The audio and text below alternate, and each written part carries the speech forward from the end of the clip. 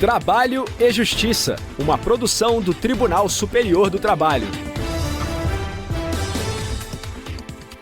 Olá, eu sou Anderson Conrado e você acompanha comigo as principais notícias da Justiça do Trabalho.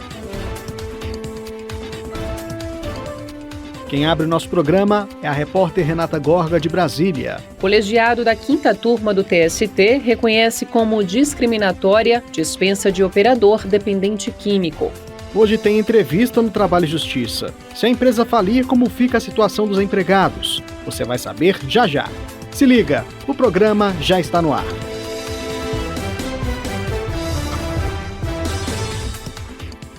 Na terceira reportagem da série Janeiro Branco, campanha que alerta sobre saúde mental, decisão da 5ª turma do TST reforça a postura discriminatória de empresa contra trabalhador.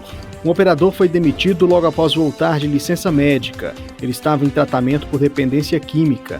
Os detalhes com a repórter Renata Gorga. O operador de produção em plataforma de extração de petróleo disse que, ao ser afastado por questões médicas, ouviu do próprio supervisor comentários pejorativos. Em uma segunda internação, aproximadamente 2 anos após, ele foi diagnosticado com transtornos mentais e comportamentais, por causa do uso de múltiplas drogas e outras substâncias psicoativas. O homem disse que sempre autorizou a inclusão do CID, que é o Código Internacional de Doenças, nos atestados médicos. A questão é que 7 dias depois de ter retornado ao trabalho, ele foi demitido. O psicólogo Fabrício Guimarães destaca que as empresas devem ter um olhar mais humanizado ao lidar com um trabalhador que precise de afastamento médico para cuidar da saúde mental. As empresas devem dar uma prioridade para essas pessoas que tiveram um tempo ausente, ainda mais em questões de tratamento de álcool e outras drogas, porque essas pessoas muitas vezes voltam com muita vergonha, com muito medo de se vão dar conta ou não, se vão ter recaídas ou não. E quando uma empresa consegue ajudar essas pessoas de forma efetiva, isso aumenta muito a chance dessa pessoa ter sucesso no tratamento. Mesmo porque se a pessoa vai precisar de dar continuidade nesses acompanhamentos, seja de forma semanal, seja acompanhamento ambulatorial, no caso dos atendimentos psicossociais, com psicólogos, assistentes sociais, psiquiatras, para que ela tenha realmente sucesso. A Chevron pontuou que a dispensa do operador de produção ocorreu por uma reestruturação interna e que outros empregados foram demitidos na mesma época. A empresa também afirmou que, com o término do tratamento e a alta médica, não teria impedimento à dispensa. O Tribunal Regional do Trabalho da 1ª Região, no Rio de Janeiro, reconheceu a demissão como discriminatória. Para o tribunal, a empresa não comprovou motivo legítimo para desligar o empregado, que foi deixado sem amparo no momento de maior vulnerabilidade.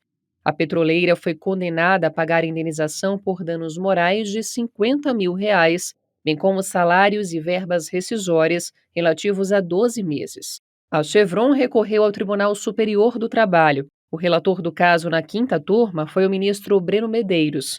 O ministro pontuou que a decisão do TRT segue a súmula 443 do TST, que é uma jurisprudência consolidada. O dispositivo reconhece a dependência química como doença grave para fins de presunção de discriminação.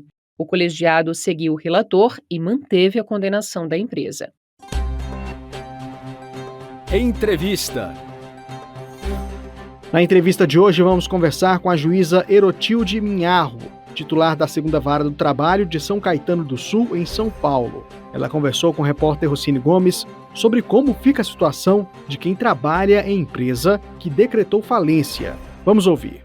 Aqui comigo, Erotilde Minharro. Ela é juíza titular da 2ª Vara do Trabalho de São Caetano do Sul, em São Paulo. Erotilde, muito obrigado pela sua participação aqui no nosso programa. Seja muito bem-vinda. Eu que agradeço o convite e fiquei muito lisonjeada por estar aqui. Erotilde, eu começo perguntando para você o seguinte: em caso de falência da empresa, como que ficam os direitos dos trabalhadores, dos empregados? Os direitos trabalhistas, eles não se alteram pelo fato de a empresa estar em estado falimentar. A gente começa o processo na Justiça do Trabalho mesmo, então a gente faz toda a análise, se tem hora extra, se tem salubridade, conforme os pedidos que foram formulados na petição inicial, a gente dá oportunidade para a massa falida se defender, apresentar a contestação. Enfim, a gente leva o processo até uma fase que a gente chama de fase de liquidação de sentença,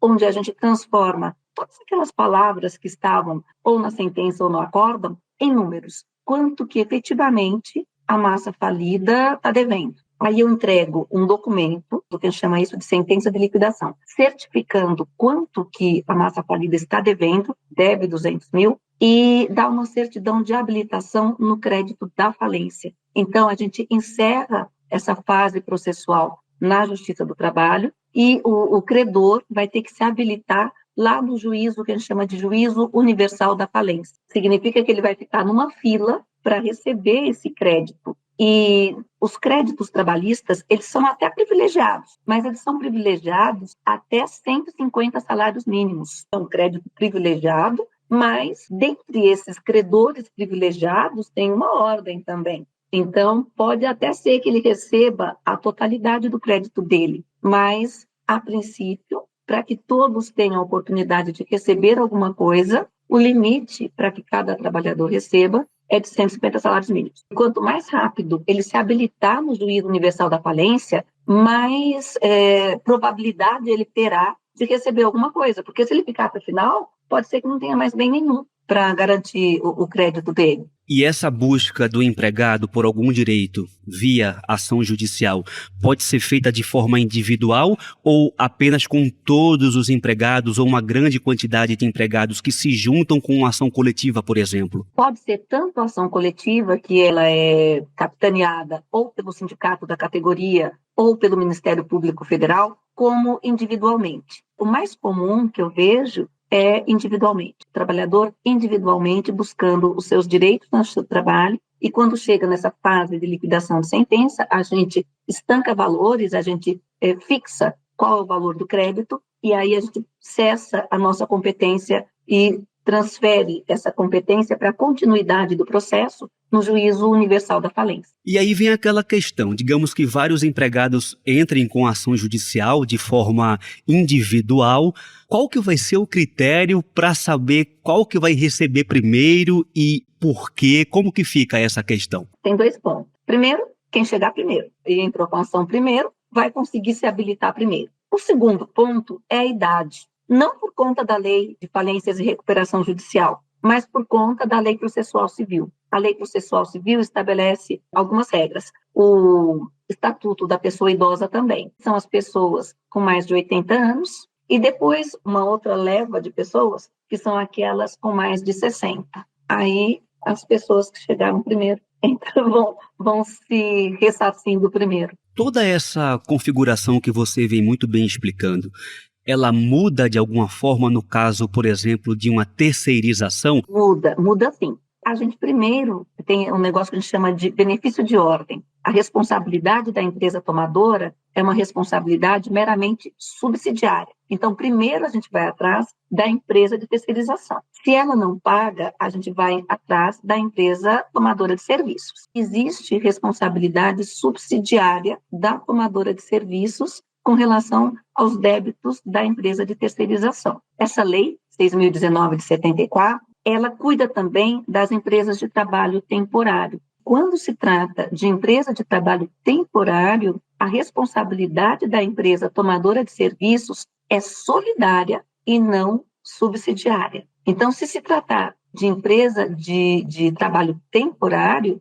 é mais do que subsidiária. Eu posso ir direto atrás da empresa tomadora de serviços e depois ela que se entenda com a empresa de trabalho temporário. Uma empresa de pequeno ou médio porte que decretou a falência e no meio disso tudo o empregador, o dono ou o sócio majoritário falece. Como que fica a situação de quem vai na justiça procurar por algum direito? Se for um empregador pessoa física, então um empregador doméstico, um empregador pessoa física de um caseiro, haverá um encerramento do contrato de trabalho e a gente chama de espólio. O espólio da pessoa física vai responder por esse crédito trabalhista. O outro cenário é o empregador pessoa jurídica. Se houver continuidade da atividade empresária, o vínculo não se extingue, o trabalhador não é despedido, não há encerramento da atividade, só que há um empregador, uma continuidade de empregadores. O último empregador responde por todos os créditos daquele trabalhador, ainda que no período anterior à morte desse empregador PJ. Depois que termina o juízo universal da falência e todos os bens que foram arrecadados, pode ser que alguém ainda fique de fora. Nessas circunstâncias, é possível voltar para o seu trabalho e requerer a execução do seu trabalho com a desconsideração da personalidade jurídica da empresa, mas aí é o artigo 50 do Código Civil. Vai ter que provar a má administração, a malversação, confusão patrimonial, alguma fraude que levou àquela falência. Se foi só contingência normal, provavelmente esse trabalhador não obterá nenhum êxito. Eu conversei com a juíza titular da 2ª Vara do Trabalho de São Caetano do Sul, em São Paulo, Erotilde Minharro. Erotilde, muito obrigado pela sua participação aqui no programa Trabalho e Justiça. Muito obrigada. Eu agradeço muito essa possibilidade de falar um pouquinho sobre falências, recuperação judicial. Fiquei muito lisonjeada com o convite. Obrigada. Eu fico por aqui. Muito obrigado pela audiência. O Trabalho e Justiça é uma produção da Rádio TST, sob a coordenação de Rodrigo Tunholi e a supervisão geral da Secretaria de Comunicação Social do Tribunal Superior do Trabalho. Até a próxima. Tchau. Trabalho e Justiça, uma produção do Tribunal Superior do Trabalho.